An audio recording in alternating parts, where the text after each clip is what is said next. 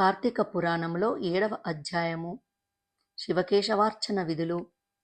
వశిష్ఠ మహాముని ఇట్లు చెప్పుచుండెను. ఓ జనక మహారాజా వినుము. కార్తీక మహత్యము ఇంకా చెప్పెదను. ప్రసన్న చిత్తుడవై వినుము.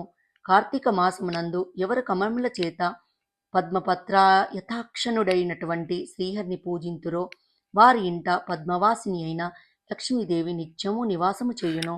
ఈ మాసములో భక్తితో తులసి దళములతోనూ జాతి పుష్పములైన జాజి, మందార, పున్నాక, చంపక ఇత్యాదులతోనూ శ్రీహరిని పూజించువాడు తిరిగి భూమి మీద జన్మించడు.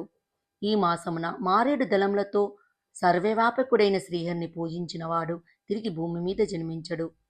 కార్తీక మాసమందు భక్తితో పండ్లను దానమిచ్చిన వాని పాపములు సూర్యోదయము కాగానే చీకటి తొలగినట్లు నశించును. ఉసిరికాయలతో ఉన్న ఉసిరి చెట్టు కింద శ్రీహరిని పూజించు వానిని యముడు చూడడానికి కూడా శక్తి కలిగి ఉండడు. కార్తీక మాసమున తులసి దళములతో సాలగ్రామమును పూజించువాడు ధన్యుడగును. దానిలో సందేహము లేదు.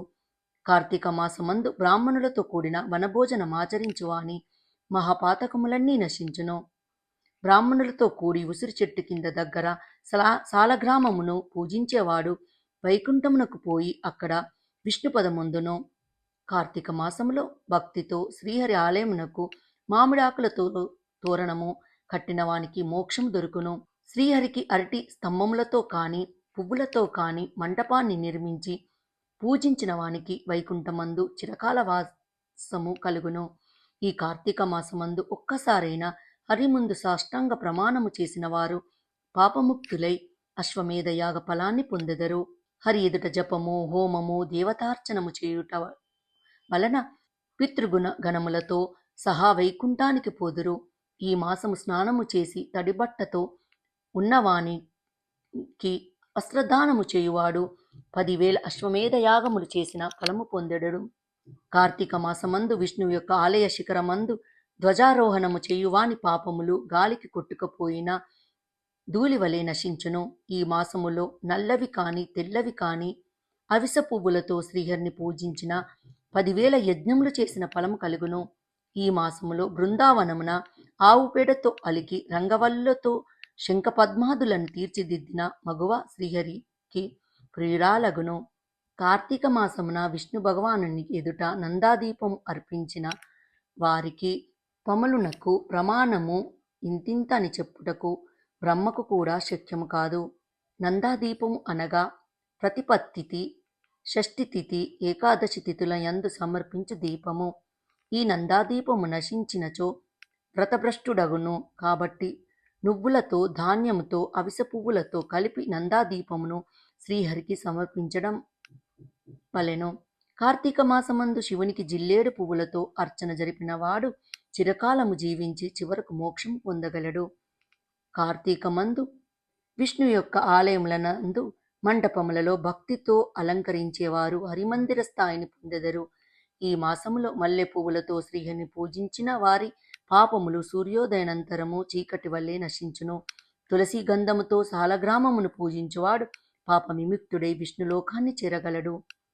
హరి సన్నిధిలో స్త్రీ గాని పురుషుడు గాని నాట్యము చేసిన పూర్వజన్మ సంచితమైన పాతకములు కూడా నశించును. ఈ మాసములో భక్తితో అన్నదానమాచరించు వారికి పాపములు గాలికి కొట్టబడిన మబ్బుల వలె తొలుగును. కార్తీక మాసమందు తిలాదానము, మహానది స్నానము, బ్రహ్మపత్ర భోజనము, అన్నదానము అను 4 ధర్మములు చేయవలెను.